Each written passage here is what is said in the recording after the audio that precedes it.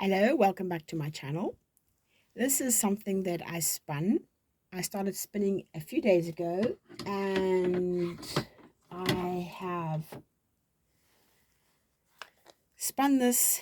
I made two of them, so they're two single plies. Then I spun them together, which is called a two ply. I'm learning all these terms. And I wanted to crochet it up like I did this one, so that I can free my bobbin, because I am learning to spin and I don't want to throw away what I've done. I don't have a niddy noddy to make them into skeins, so I am literally probably doing a no-no, which is crocheting right after spinning it. Well, some people seem to feel that it needs to rest, and I probably will be doing that when I get myself a niddy noddy.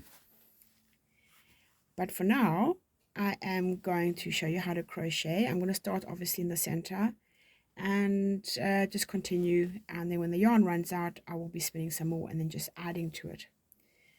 This was this size. I made a border of single crochet, and in the corner single crochet, chain 2, single crochet, but all the rest are done in what I call my classic compact square, because I use it for everything now. And it's literally clusters of 3 double crochet. There's no chain between them, and each corner gets 1 chain. And what I also do is I reverse it every single row, because I tend to warp when I crochet, and to prevent that in large squares and blankets I reverse. So let's start. I'll just do a few rows and then one just continues.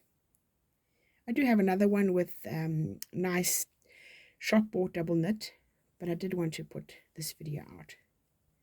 So leaving a nice long tail which I can work away later. I'm making a magic circle, and because, let me use it, it's a bit thinner but it's nice and tough. I'm not going to make the magic circle too big, because I will need to pull it. So try to start a magic circle. I will need to pull it, put the hook in. This is a 8mm. So basically over my finger, go and fetch the yarn, put it through, slip knot. Make sure I can still close it. Yes. So now I've got my slip knot, chain 2,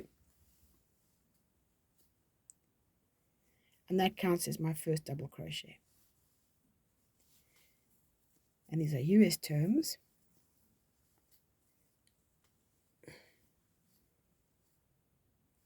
One double crochet, 2 double crochet, chain 1. This is not a beginner's video. I'm assuming you know how to crochet. So I'm making a cluster of, or a group, cluster group of 3 double crochets and another one. I'm going to chain 1 and I'm going to repeat the process.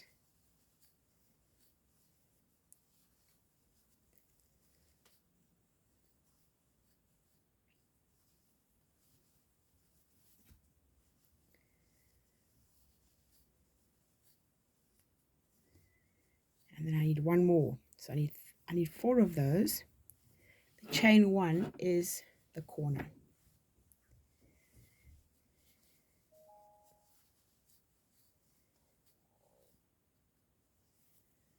1,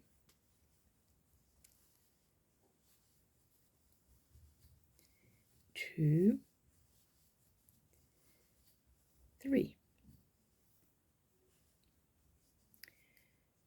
Now this will be the last corner, so I need to chain 1 more, and then I'm going to slip knot to the top of the starter chain.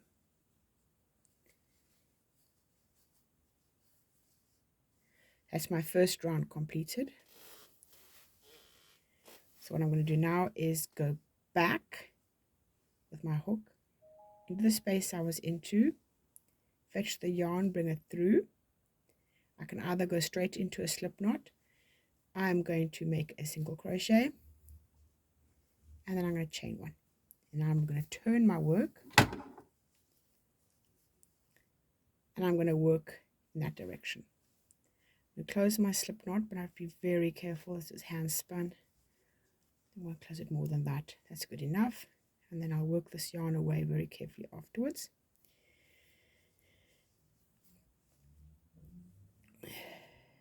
You know what I'm going to do? I'm going to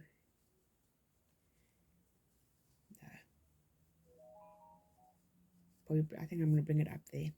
Okay, so what I'm going to do for now is make my corner. Sorry about that. So I'm making my first group, cluster, which is identical to the one I started with. It's got a chain, which counts as one, two double crochets, and then I've got a chain one for the corner, and then I make another group.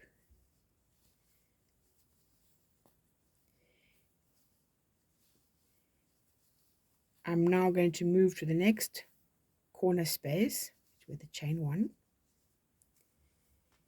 and it's going to be a cluster of 3, chain one, cluster of 3, and that is how it will be for every row when you get to the corner.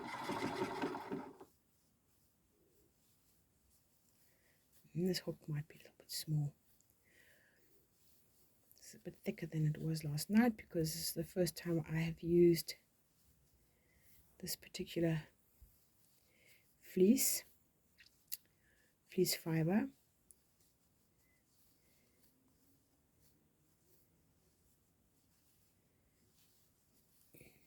Okay.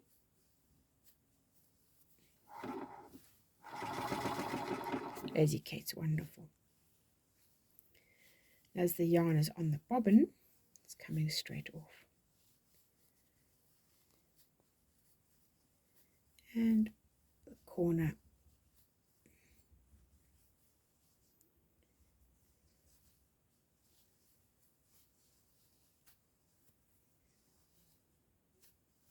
Come on, little hook, you can do it. You can do it.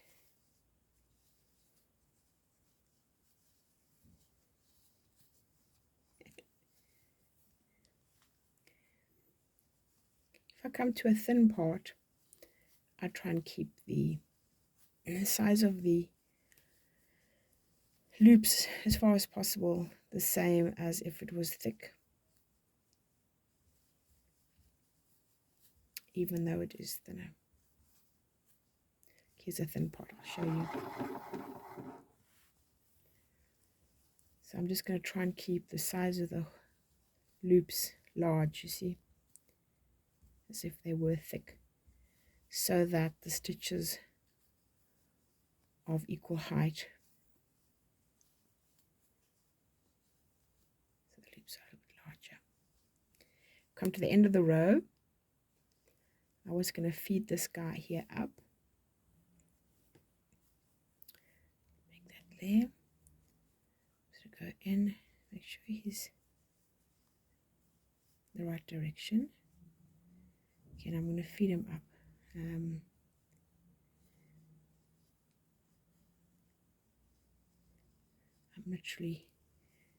just doing it improvising. I'm literally actually going to create a bit of a chain there. Slip knot onto there.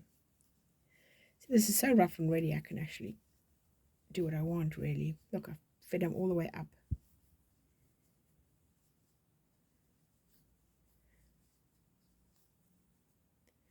Okay, you're thinking, what the hell am I doing? I'm going to just pick him up and carry the tail with. So let me see how I'm going to do that. Okay.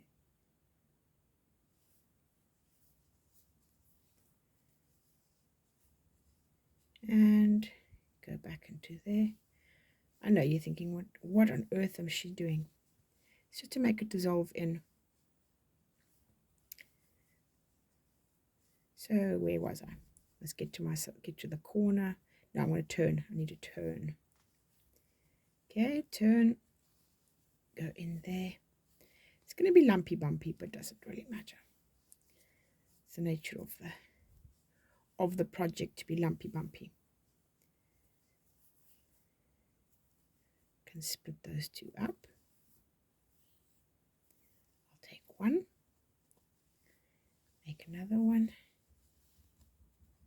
You think, what is she doing? I'm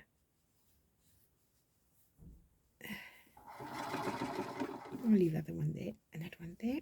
I can work the way later. Yeah, it's going to be lumpy bumpy. I know. You're going to think, oh my goodness. But I'm hoping that it's just going to blend in. Okay, so come to the next corner. Cluster of 3.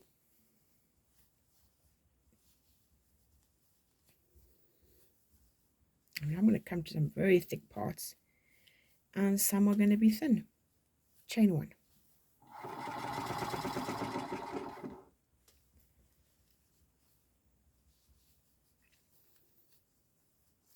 1.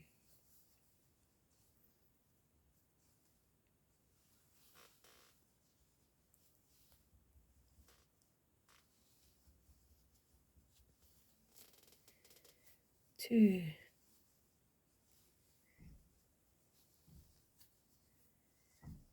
3.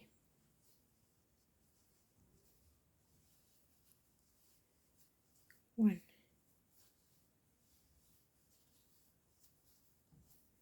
2.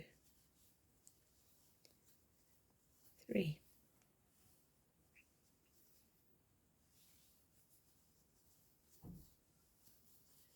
1. 2. 3. And chain 1. So remember, the chains are only in the corners. I don't even know if I'm going to finish this row. That's how quickly the yarn is going. 1.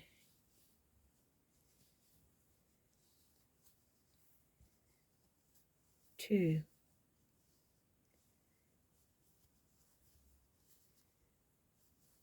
3.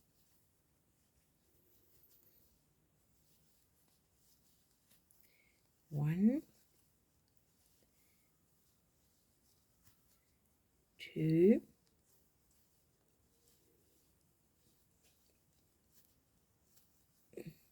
3. 1. 2. 3. Chain 1.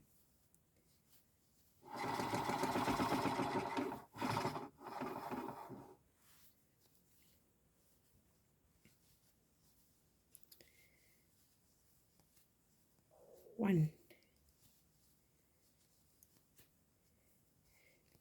2. Tuck that in nicely there. Make sure that first loop is neatly pulled into the corner. 3. And the side. 1. 2.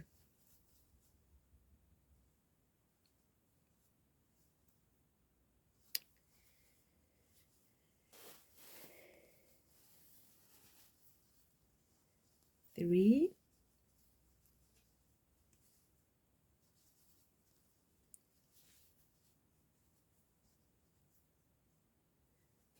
Okay, this is where when I was spinning the yarn was a little bit broken. What I'm going to do is, as I said, this is just crazy improvising. I'm literally going to join in a piece like this.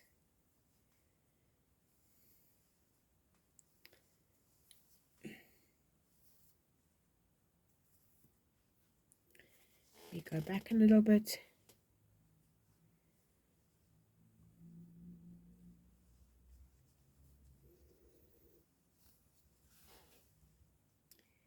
Okay.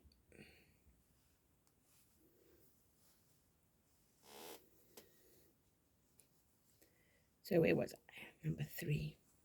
1,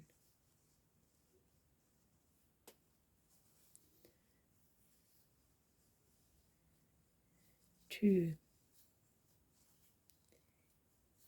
3, 1,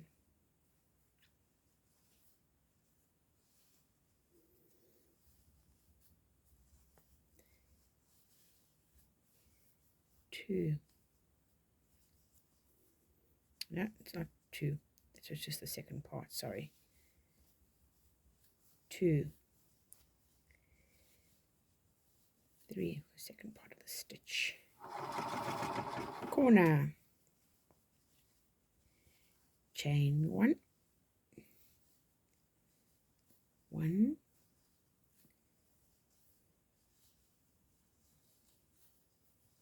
2, 3. I was wrong. I have been able to finish the row. I'm going to continue though until the yarn runs out, and then I'll just add more when I have spun more. I will need to be spinning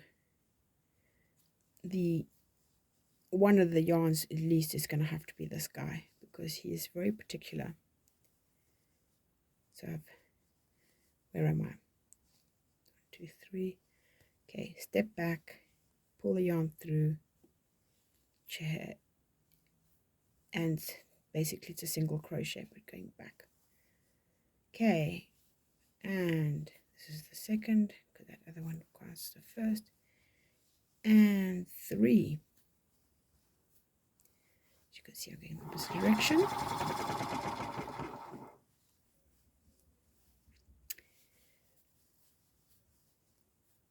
One, 2,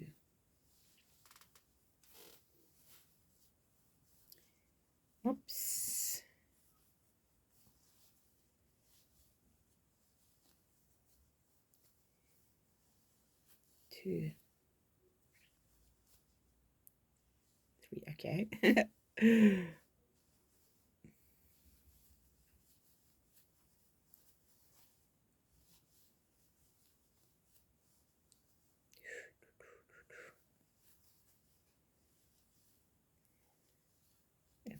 Overspinning there, tension.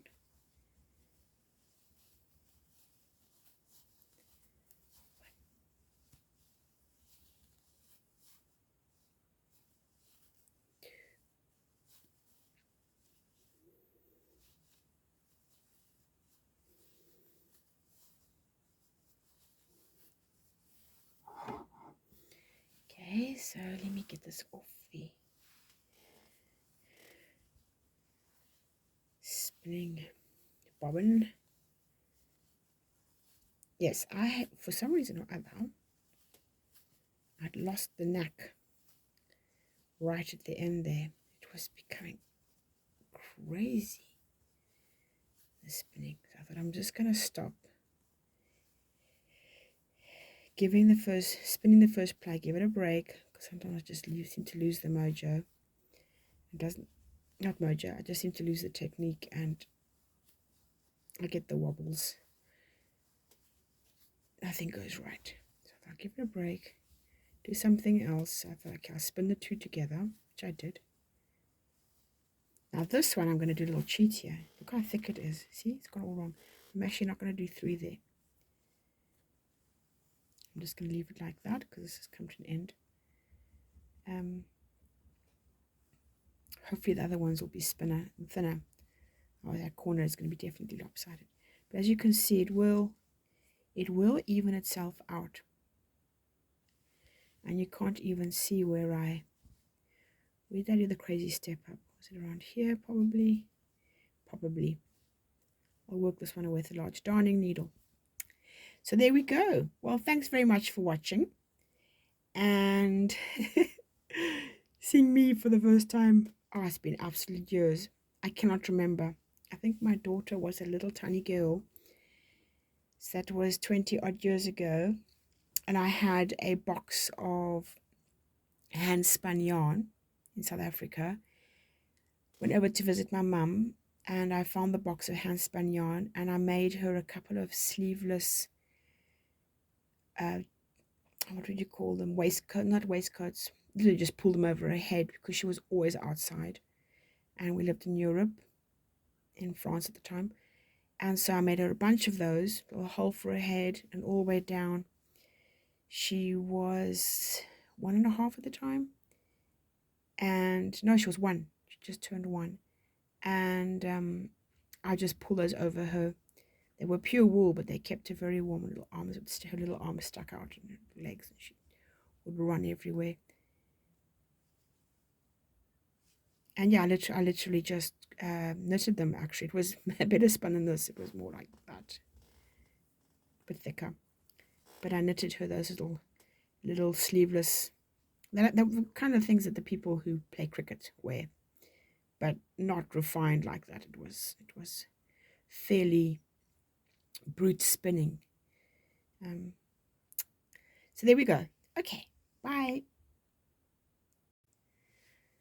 So this is the result of what I was able to do with what was on the bobbin. We're putting it aside, and when I have spun more, I'll continue to spin the south down because it has a particular feel to it, and then I use another yarn for the second thread. Then I can continue this mat. I must say I'm very pleased with this for an animal product. I think once it's been washed and it's really been able to meld together, it's going to be a solid little square. So it is complete. It has its own little number, and I have a little book so I can write down what yarn I used, what fiber I used, hook size, etc., etc.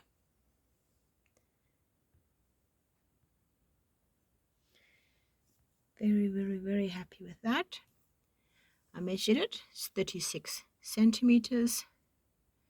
That's 14 inches, and it weighs in at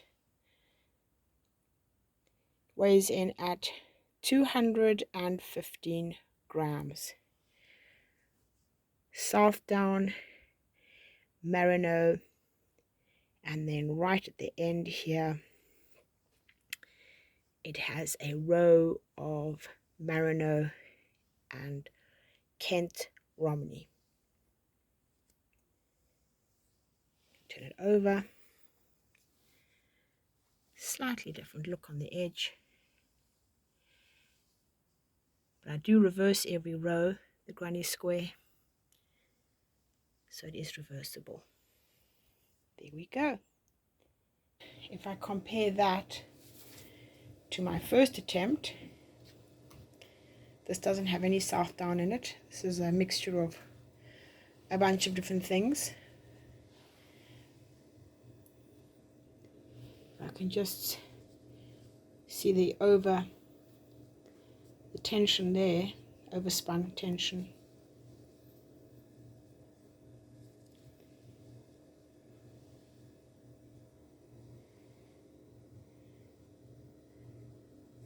Compared to this one. Same size hook, 8mm.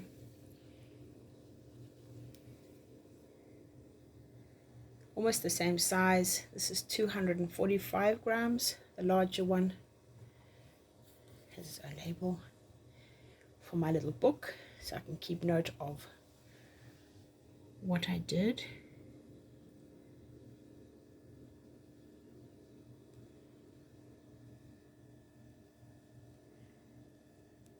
So I'm very happy with that. So that is the conclusion of day 4 of my spinning adventure.